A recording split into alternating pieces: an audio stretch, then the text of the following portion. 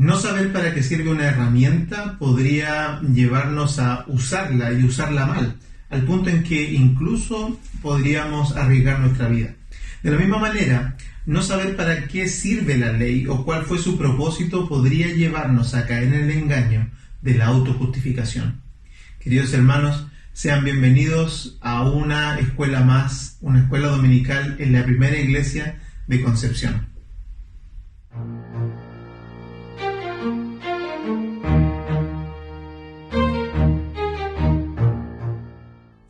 Queridos hermanos, hoy sean bienvenidos. Estamos nuevamente esta semana en nuestra escuela dominical y hoy nos toca abordar una sección del capítulo 3 bastante extenso. Son 10 versículos, pero a pesar de que no son muchos versículos, es un pasaje lleno de riqueza y creo que hoy vamos a poder comprender a cabalidad el argumento con el que Pablo está ayudándonos a entender cuál es la posición de las obras, cuál es la posición de la ley y cuál es la posición gloriosa y majestuosa de la gracia y la promesa que tenemos en Cristo Jesús. Así es que hoy vamos a estudiar este pasaje y espero en el Señor que podamos hacerlo de manera precisa, resumida, pero también de una manera en que sea comprensible para cada uno de nosotros. Así es que quiero invitarles a que primero que todo pidamos gracia al Señor, leamos la palabra y luego pidamos la gracia del Señor. Vamos a leer los versículos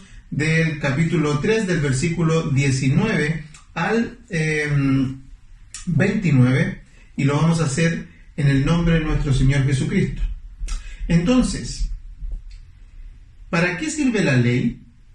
Fue añadida a causa de las transgresiones, hasta que viniese la simiente a quien fue hecha la promesa, y fue ordenada por medio de ángeles en mano de un mediador. Y el mediador no lo es de uno solo, pero Dios es uno. Luego, ¿la ley es contraria a las promesas de Dios? En ninguna manera, porque si la ley dada pudiera vivificar, la justicia fuera verdaderamente por la ley. Mas la Escritura lo encerró todo bajo pecado, para que la promesa que es por la fe en Jesucristo fuese dada a los creyentes.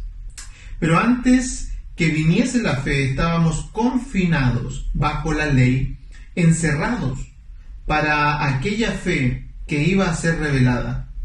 De manera que la ley ha sido nuestro ayo para llevarnos a Cristo a fin de que fuésemos justificados por la fe. Pero venida la fe, ya no estamos bajo ayo, pues todos sois hijos de Dios por la fe en Cristo Jesús. Porque todos los que habéis sido bautizados en Cristo, de Cristo estáis revestidos. Ya no hay judío ni griego, no hay esclavo ni libre, no hay varón ni mujer, porque todos vosotros sois uno en Cristo Jesús. Y si vosotros sois de Cristo, ciertamente linaje de Abraham sois y herederos según la promesa. Pidamos gracias al Señor. Padre, te rogamos, Señor, que nos ayudes esta tarde, este día, para poder abrir tu palabra, para poder comprenderla y para poder, Señor, ser bendecidos por ella, de tal manera que lo que aprendamos hoy produzca en nosotros frutos de arrepentimiento y frutos dignos de alabanza a tu nombre. Señor, ayuda al predicador, ayuda a todos los que están escuchando a través de este video en sus casas. Te lo rogamos a través de los méritos de Jesucristo, nuestro Señor. Amén. Amén. Queridos hermanos, tenemos un hermoso pasaje, un profundo pasaje, y creo que hoy vamos a poder dar entonces una idea, no sé si final, pero vamos a poder encerrar todo el argumento, vamos a poder comprender de qué y por qué razón Pablo está tan enfáticamente tratándonos de hacer ver que la gracia en Cristo Jesús no debe ser añadida, ni mezclada, ni unida con ninguna otra cosa, sino que debemos mantenerla pura. sin mácula, para poder aceptarle, para poder apreciarle, para poder disfrutar de ella. Y es eso lo que vamos a ver ahora. Entonces vamos a ir rápidamente por los versículos, de tal manera que todos nosotros podamos ir comprendiendo en nuestros hogares. Y ojalá usted tenga su Biblia a su lado, ojalá utilice este tiempo para que sea un tiempo de estudio, para que marque su Biblia, para que pueda ir también siguiendo en la lectura. Vamos a ir haciendo punto por punto algunos de los versículos y los vamos a agrupar. Primero, el versículo 19 y 20. Dice: entonces, ¿para qué sirve la ley? Fue añadida a causa de las transgresiones, hasta que viniese la simiente a quien fue hecha la promesa, y fue ordenado por medio de ángeles en manos de un mediador. Y el mediador no lo es de uno solo, pero Dios es uno. Recuerden que estamos hablando de la epístola a los Gálatas y vamos a volver a recordar esto y vamos a recordarlo hasta que lleguemos al final de esta epístola, porque ya vamos a empezar a hacer la transición. Después de esto vamos a empezar a hacer la transición hacia el otro aspecto del péndulo que mostré en la primera clase, en la primera resumen, en el primer video que subimos acerca de Gálatas, donde hablábamos de cómo es que esta epístola es la epístola de la libertad, es la epístola de la gracia, es una de las epístolas teológicas más hermosas que nos muestra a nosotros el valor de la fe en Cristo Jesús, y cómo es que Pablo va a trabajar, va a corregir amorosamente a esta iglesia, mostrándole los dos extremos en los cuales no queremos estar: el extremo del legalismo a partir de los judaizantes que ahora está concluyendo, ya empezando a concluir con su argumentación hacia ellos, pero también el lado del liberalismo, el lado de aquellos que se dejan abrazar por las pasiones de la carne, asintiendo que no hay que hacer nada porque todo es por fe. Entonces esos dos extremos son los que vamos a estudiar y vamos a abordar cómo es que nosotros podemos mantenernos en un equilibrio, nos podemos mantener en el medio donde queremos estar, que es en la fe en Cristo Jesús. Para ello Pablo está usando una línea, ¿no es cierto? Está usando una línea de argumentos que ha venido diciéndonos que la herencia, ¿no es cierto?, no se puede recibir por la genealogía, es decir, por la sangre de Moisés, sino que hay una promesa anterior. No se puede recibir por la ley, porque la ley, ahora vamos a ver algunos puntos más que tienen que ver con ella, pero no es suficiente. Y es que solamente la salvación y la reconciliación con Dios y la unidad con Dios es a través de la fe y solo la fe. Entonces, es lógico que cuando uno está argumentando acerca de la fe y están las obras de la ley y está la ley misma en medio de esta ecuación, todos nosotros podríamos preguntarnos, bueno, lo que Pablo adelanta, ¿no es cierto?, en su argumentación, muy bien hecho, y diciendo entonces, argumentando y poniendo la pregunta para nosotros y diciendo, entonces, ¿para qué sirve la ley? Porque ya venía diciendo que solo por fe, solo por gracia. Entonces, lo lógico es preguntarnos, ¿para qué sirve la ley? Y la primera cosa que Pablo dice, miren, primero fue añadida. Lo segundo es que a causa de las transgresiones. Y lo tercero que dice es que es hasta que viniese la simiente a quien fue hecha las promesas. Y luego muestra cómo es que la fe fue hecha. Y hay 4 puntos aquí, en donde dice, fue ordenada por medio de ángeles, por mano de un mediador. Y el mediador no es de uno solo, pero Dios es uno.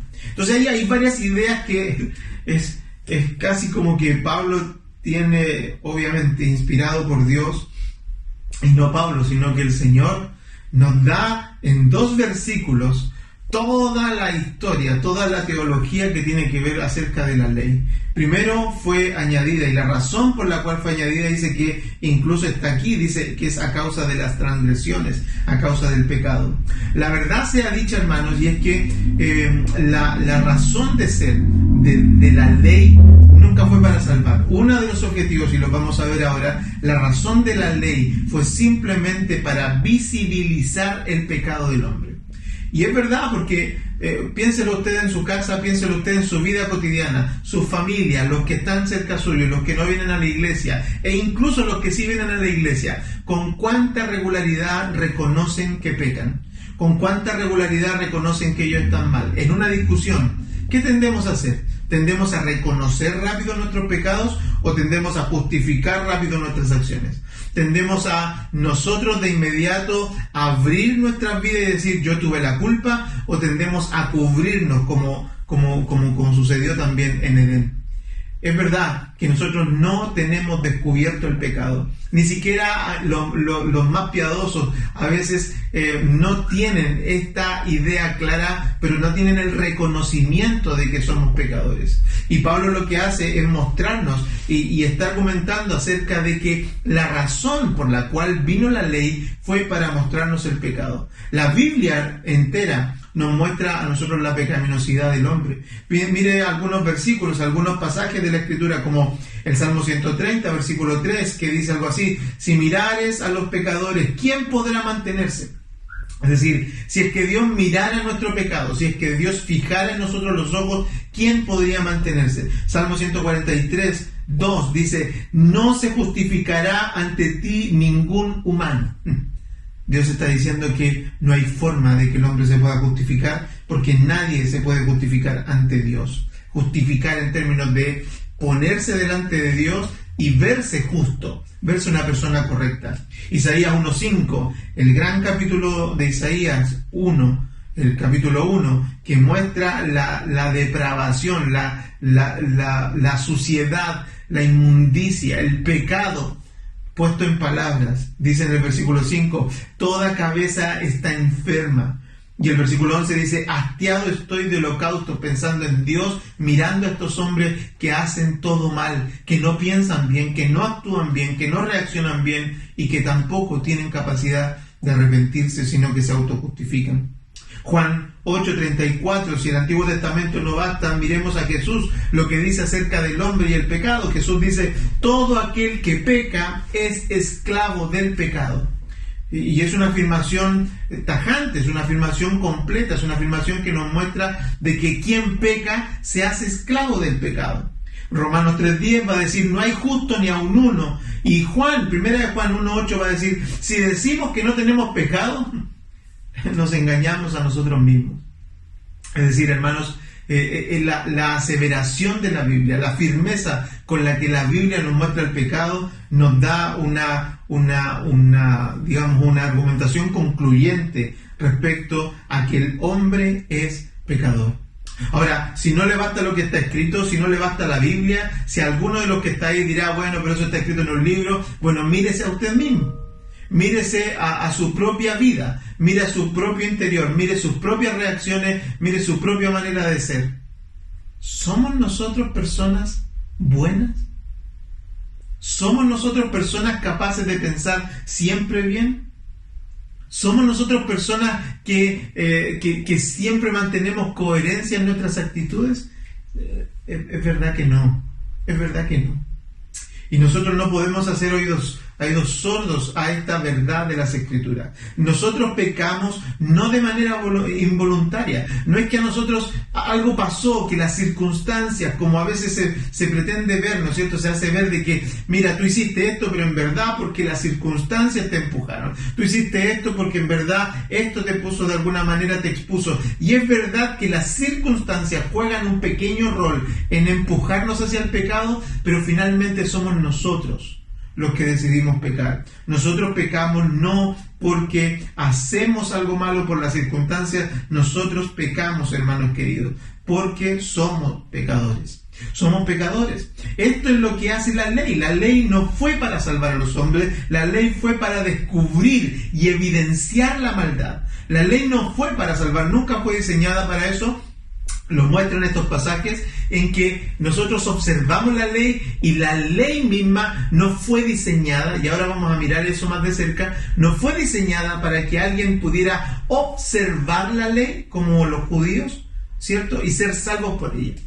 Pero por una razón muy especial, por una razón que tiene mucho sentido. Es que la ley lo que vino a hacer a nosotros, los hombres, fue para poner la autoexaltación de rodillas ante el Señor, para poner al hombre en su lugar, para poner la autopromoción de nosotros como personas buenas en su lugar. La ley, cuando yo hago algo mal, me dice eso es pecado. La ley me muestra que cuando yo estoy pensando mal, me dice eso es pecado. La ley me muestra que cuando yo estoy de alguna manera configurando mi vida a mi favor, en desmedro de otros, me dice que eso es pecado. Es pecado. Todo lo que hacemos, con razón la escritura en Isaías dice que somos una llaga podrida de la mullera a los pies, que no hay nadie, que tenemos nuestra cabeza enferma, que estamos profundamente afectados, que no es que estamos averiados, sino que estamos depravados, que no tenemos capacidad de hacer algo bueno. Y nosotros tenemos que comprender eso. Porque finalmente pareciera ser que nosotros en este tiempo lo que hacemos mayoritariamente es tratar de convencer al hombre de que el hombre tiene algo bueno y que simplemente tiene que venir y reconciliarse con Dios y ponerse en la buena con Dios. Pero la Biblia dice que no, que el pecado es la incapacidad que nos sume en la miseria. Hay una cosa que me gustaría que usted pensara en esto, y es que pareciera ser que el reconocimiento del pecado es la puerta estrecha. El reconocimiento del pecado inherente en el hombre es la puerta estrecha por la que muchos no pueden pasar hacia el Evangelio, hacia la vida, hacia la salvación. La puerta estrecha de ese cuadro antiguo que mostraba que mi abuelita lo tenía en su casa, donde había un camino ancho y un camino angosto, pero antes del camino angosto siquiera había una puerta estrecha, había una puerta pequeña por la que había que pasar. Esa puerta estrecha pareciera ser que es precisamente esto, el reconocimiento del ser humano como pecador, el reconocimiento, el agacharse, el tener que botar sus cargas, el tener que inclinarse para poder entrar por esa puerta estrecha. Es el reconocimiento del pecado. Hay una diferencia, sí, entre dos conceptos, porque a veces nosotros decimos, bueno, hay que humillar al pecador, y eso es lo que hace el Evangelio. Hay un pastor que lo dice muy bien, que es que el Evangelio, la predicación, lo que debe hacer es básicamente tres cosas: exaltar, proclamar a Cristo, humillar al pecador y exaltar la gracia de Dios. Y cuando hablamos de humillar, pareciera ser que a veces uno se ensaña, o pareciera ser que a veces las personas lo miran con enojo esto, porque dicen, pero ¿cómo tanto darle al hombre como pecador? ¿Por qué hay que darle tanto al hombre como pecador? ¿Por qué no podemos reconocer las bondades del hombre? Y está bien, hay que hacer una diferencia entre reconocer, animar a una persona y entre enorgullecer a una persona. Son dos cosas distintas. Yo puedo animar a alguien santamente, pero también puedo enorgullecerlo. ¿Cómo lo hacemos? Como cuando, por ejemplo, animamos a un niño, cuando sea niño de edad, o a un niño en el Evangelio, cuando tiene un logro, lo animamos, lo levantamos, le decimos, que bien lo estás haciendo, el Señor te está dando gracia, gloria a Dios por eso.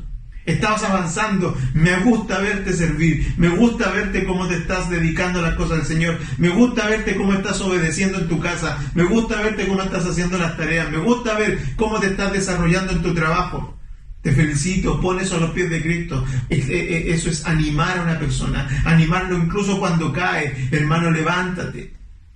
Hermano, anímate. Hermano, Cristo está contigo. Cuando estás triste, hermano, el Señor es tu consuelo. Animar a alguien es algo bíblico, es algo que Dios nos manda a hacer como cristianos, pero no nos manda a enorgullecer a las personas. Y a veces nosotros, cuando le decimos a alguien, sea incrédulo o sea creyente, tú no tienes la culpa, Dios te entiende, Él pasará por alto tu error. Cuando le decimos cosas así, estamos enorgulleciendo un corazón que no está reconociendo sus errores, sino que nosotros más bien estamos haciendo algo que ni siquiera Dios hizo, que fue pasar por alto los pecados de las personas.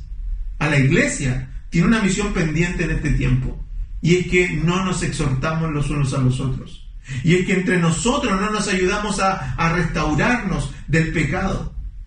Es que nosotros somos de aquella generación que lo único que hace con el pecador es decir, yo no lo puedo juzgar, porque el Señor es el que juzga, entonces yo no me puedo meter ahí. La iglesia examina, la iglesia exhorta, la iglesia reprende, la iglesia humilla al pecador, porque eso es lo que Dios mismo hizo. ¿Quiere verlo en la Escritura? Isaías lo hizo de esta manera. Antes el hombre, antes de ver a Cristo, tendrá que ver su pecado. Lo hizo Isaías en su libro, lo hizo Jonás en su libro, lo hizo Jesús al predicar el Evangelio. Ahora que estamos mirando Marcos, nos damos cuenta, ¿no es cierto?, el Evangelio de Marcos, cómo es que Jesús se dedicó primero a predicar y a proclamar la necesidad del hombre de arrepentirse.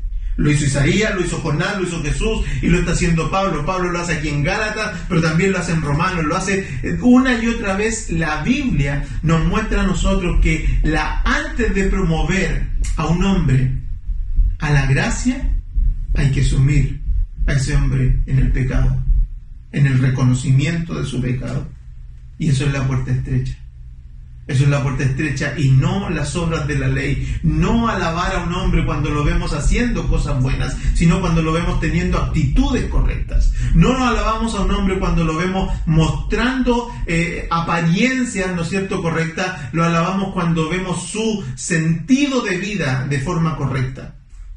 Cuando lo vemos bien enfocado, cuando vemos sus prioridades, cuando vemos su pensamiento, cuando vemos cómo responde, cuando estamos viendo cómo contesta, cómo se conduce, cuán coincidentes son sus palabras con sus obras, estamos viendo una persona en el proceso de regeneración.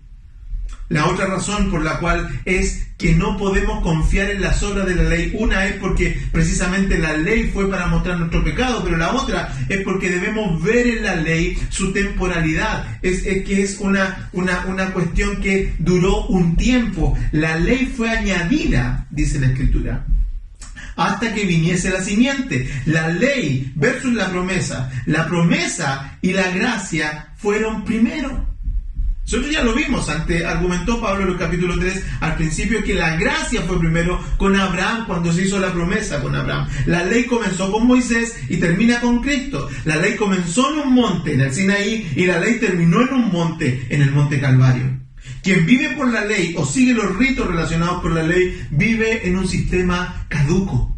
Vive en un sistema caduco, esa es la realidad. No podemos decir otra cosa. Quien esté afirmándose por las cosas que hace, por los ritos que lleva, para decir que es cristiano y afirmar desde esa perspectiva su fe, está haciendo algo en un sistema caduco, no sirve nada. No sirve de nada. Es como que usted vaya al banco con un cheque, con una boleta de garantía, algún valevista, algún documento expirado y usted lo quiera cobrar. El banco le va a decir, no sirve. Y muchas personas están viniendo a Dios con un sistema caduco, con una manera errada. Y Dios lamentablemente les está diciendo, no sirve, no sirve. No podemos nosotros afianzar nuestra fe en aquello que fue dado para un propósito específico y que terminó su propósito y que luego vino algo eternamente mejor. Y no que vino luego, sino que estuvo antes y después de la ley. La ley está en medio de todo este proceso, de toda esta metanarrativa de la salvación. La ley estuvo inserta, añadida, para un propósito en particular. Y lo tercero por lo que no debemos confiar en la ley es que la ley tiene una estructura que todavía es perfectible. Fíjese cómo lo es ordenada por medio de los ángeles y ha sido dado en manos de un mediador que es Moisés. Es decir, ¿quiénes participan en la ley como dadores? Los ángeles. ¿Quién participa como mediador entre estos dos? Entonces es Moisés. Entre el pueblo y el cumplimiento de la ley es Moisés. Son ángeles y es un hombre. Es perfectible, el modelo es perfectible. El modelo no nos sirve para poder descansar en él, porque según primero los ángeles son creación de Dios y luego Moisés es una persona imperfecta que ni siquiera pudo entrar a la tierra prometida. Sin embargo, pues en contraste tenemos las promesas que fueron dadas por Dios y que fueron sin mediador. ¿Quién dio la promesa a Abraham? ¿Se la dio un ángel? Se la dio Dios. ¿Cuál fue el mediador en esa promesa? Participó Dios. Recuerden el capítulo que vimos cuando vimos la escuela pasada, y si no, vean los videos anteriores, que gracias a Dios tenemos esta gracia de que están ahí guardados, pero si no, véanlo, que el momento cuando describíamos que el pacto que Dios hizo con Abraham fue un pacto incondicional. El pacto de la ley es un pacto condicionado.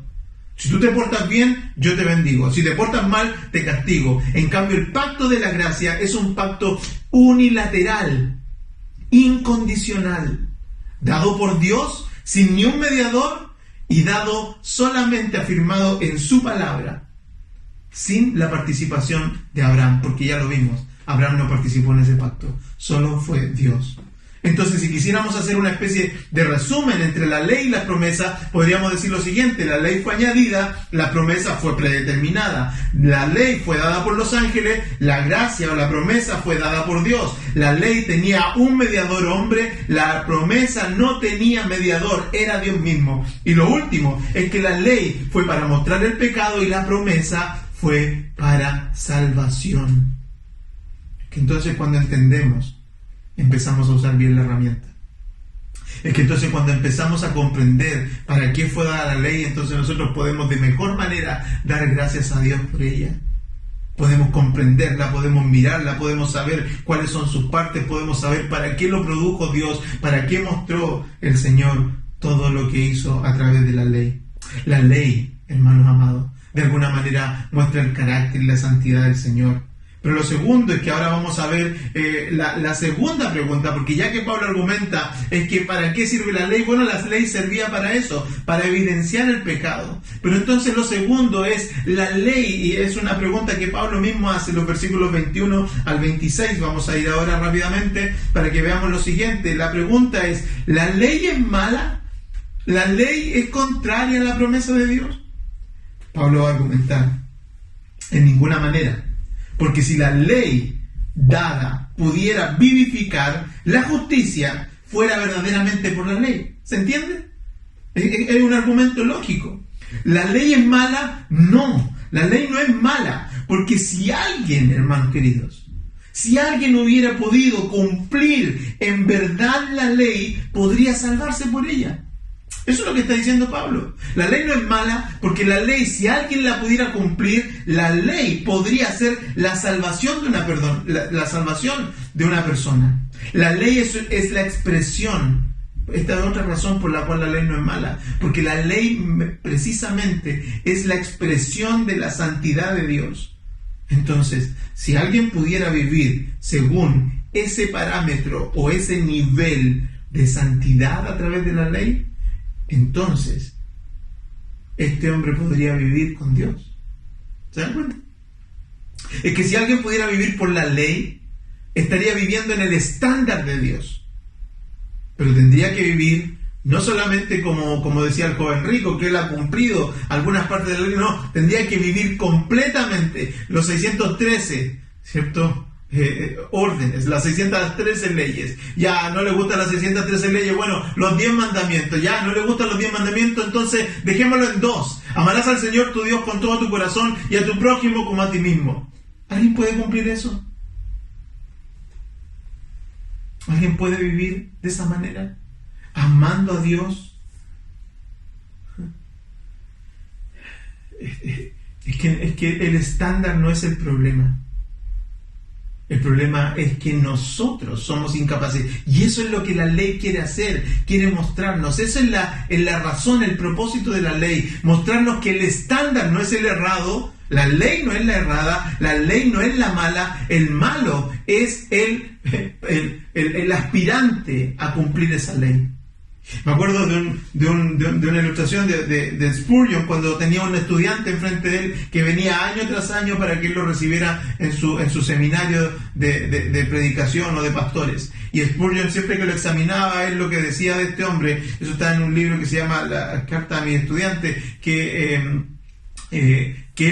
él argumentaba esto. Él decía que los estudiantes, el aspirante a un predicador, tenía que ser un hombre correcto no solamente en su teología, sino que tenía que ser correcto en su prestancia, en su manera de hablar. Tenía que esforzarse por mejorar cada día, tenía que esforzarse por mostrarse bien, porque lo que él estaba haciendo era representar a Dios en el altar. Entonces no podía, y él no iba a permitir que nadie que viniera a estudiar con él, o a aprender con él, o a prepararse con él, él lo iba a preparar de manera mediocre, sino que iba a tratar de que esa persona tuviera consistentemente todo un sistema de pensamiento correcto teológico, pero también toda una vida que apuntara a reflejar al Dios a quien estaba representando.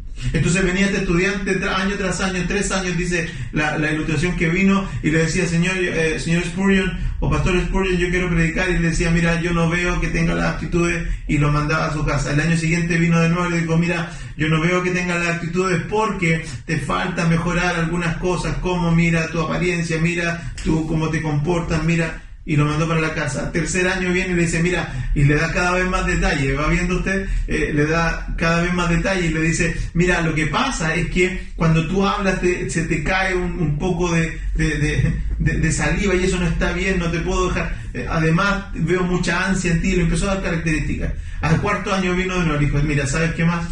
Y el joven le argumentaba, decía, es que yo tengo el llamado a la predicación, yo tengo el don de la predicación. Y Spurgeon le dijo, mira, ¿sabes qué? Puede que tú tengas el don y el llamado a la predicación, pero la iglesia no tiene el don de escucharte. Es triste que a alguien que quiere aspirar a ser un predicador lo echen así de un seminario. Pero es que, de nuevo, el estándar nunca debe rebajarse. El estándar de Dios no se rebaja. La manera en que Dios salva a los pecadores no se rebaja. La manera en que Dios rescata al hombre del abismo, del infierno, no puede rebajarse. Primero el hombre debe reconocer su pecado y luego ser salvo. Hemos invertido el orden y eso es lo que Pablo también nos está ayudando a entender en este tiempo, de que primero el hombre debe tener un profundo conocimiento, entendimiento de su naturaleza, de su pecado, de su posición ante Dios de esa manera. ¿Cómo me ve Dios como pecador? ¿Me ve como alguien débil que necesita ayuda? ¿O me ve, como dice el Salmo 105, como airado todos los días contra el pecador? Nosotros debemos pensar en eso. El problema no es el estándar. El problema es el aspirante, que ignora o que definitivamente es tosudo. ¿Cuántas personas hay que no quieren reconocer su pecado? Que lo saben, pero no lo quieren reconocer, porque simplemente les da un sentimiento de inferioridad reconocer su pecado. Pero ahora Pablo nos va a mostrar cómo es que la gracia actúa. Entonces dice la Escritura de los versos 22 al 26 de que el Señor todo lo encerró todo bajo el pecado. ¿Para qué? Para que no nos quedara nada más que la fe. Eso es lo que dice los versículos 22 al 26. En este sentido es que la ley sirve como un ayo.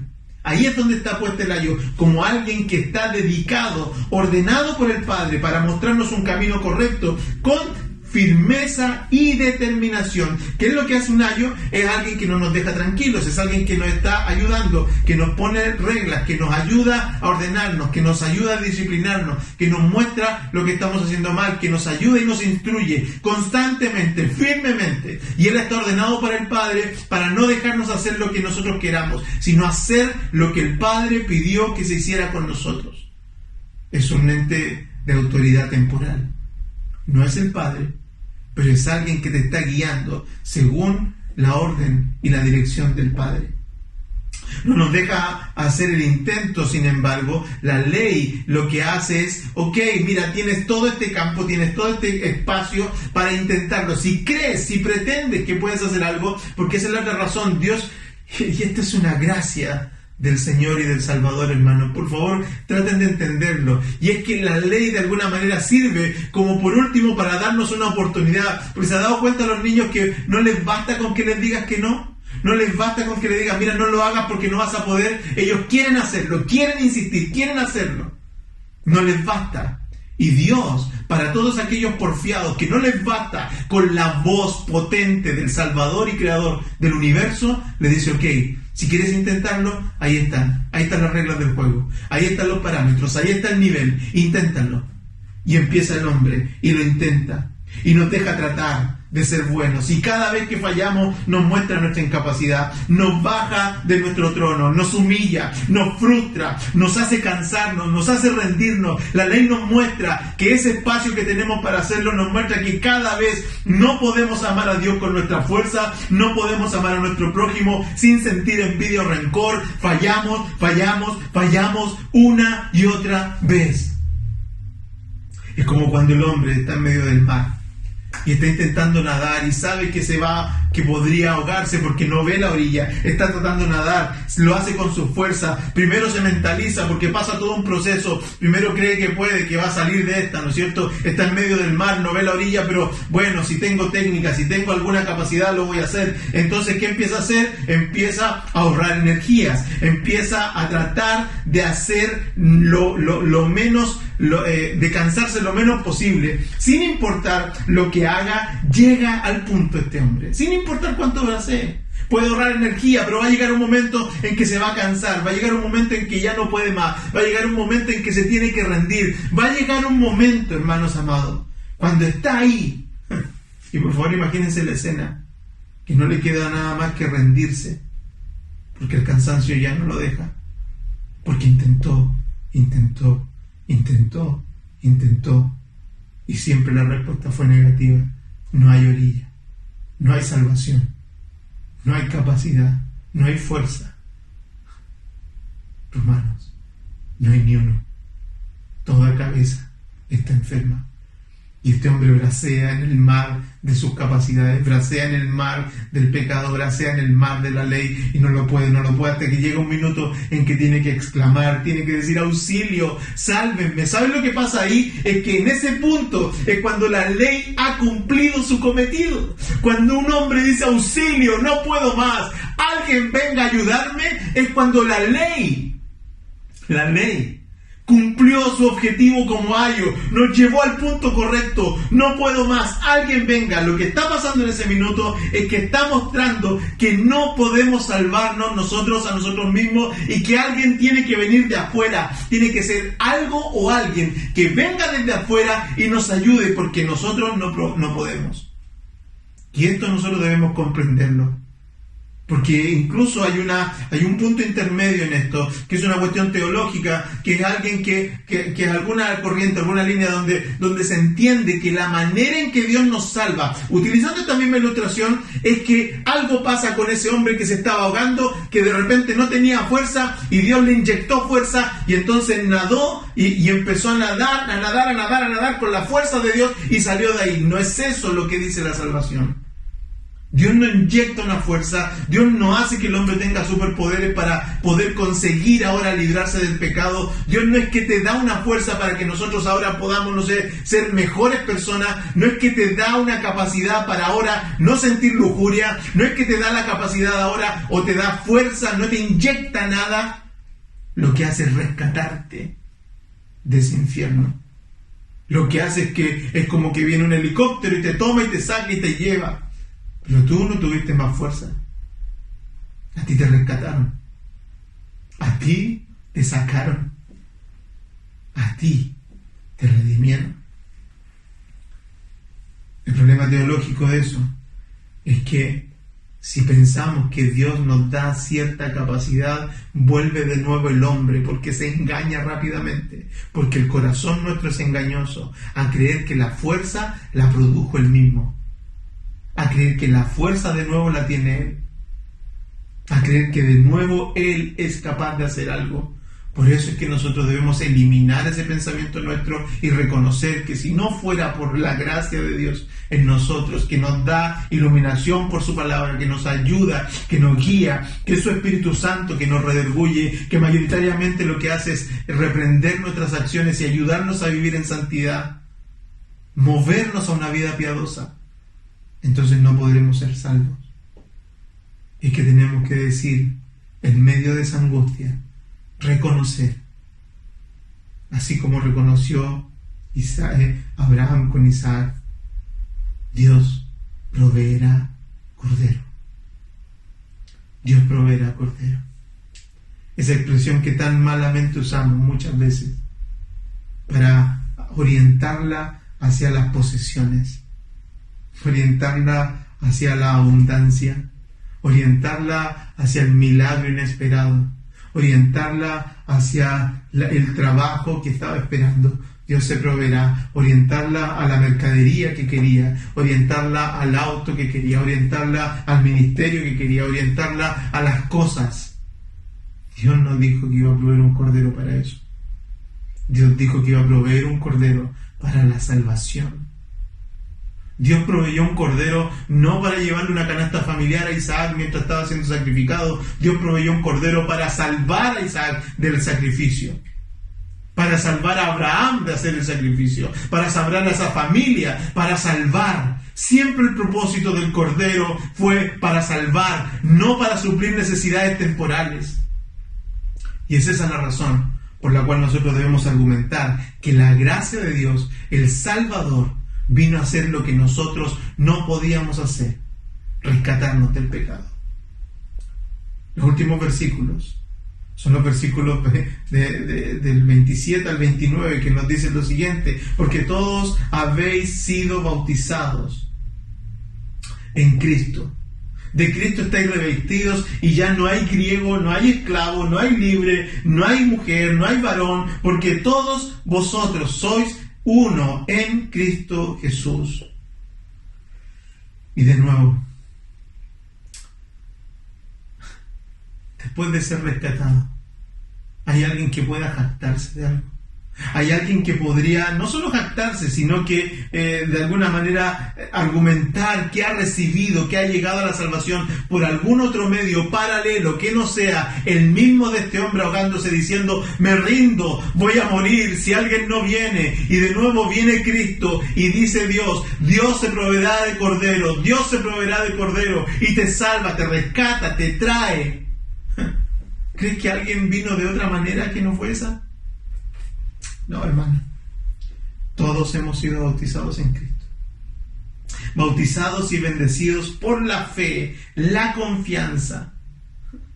Confiar en que Dios va a proveer nuestra salvación. Confiar en que Dios nos va a rescatar del pecado. Confiar en que Dios nos va a llevar al cielo. Confiar en que Dios tiene mejores planes para nosotros. Confiar en que Dios puede hacerlo de mejor manera. Romanos 3:27 dice: ¿dónde pues está la jactancia? Queda excluida. ¿Por cuál ley? ¿Por la de las obras? No, sino por la ley de la fe. ¿Te das cuenta? Que en este punto, cuando todos somos iguales, cuando no hay nadie, ¿por qué ley queda excluida la jactancia? ¿Por la ley de las obras? No, de ninguna manera. Por la ley de la fe, de la confianza, de aquellos que decimos: ok, todas mis obras son basura, todos mis esfuerzos son nada. Lo único que me queda es confiar en Cristo. Ya no hay judío, no hay griego, no hay esclavo, no hay libre, no hay varón, no hay mujer, porque todos estamos en Cristo. ¿Qué nos queda entonces de esta escuela? Nos queda solamente este punto, hermanos. Confía en Cristo, espera en Cristo, descansa en Cristo. Y si vosotros sois de Cristo, dice el versículo 29, ¿por qué tenemos que hacer esto? Porque si vosotros sois de Cristo, ciertamente entonces linaje de Abraham sois y herederos según la promesa. Esa es la razón. Es que el punto es que si confías en Cristo, si esperas en Cristo, si descansas en Cristo, vosotros sois, adivinen de quién, de Cristo. Y si eres de Cristo, entonces eres de la promesa, eres linaje de Abraham. Y eres entonces heredero de la promesa que se hiciera a partir de ese pacto. Hermano, deja de descansar en tus obras.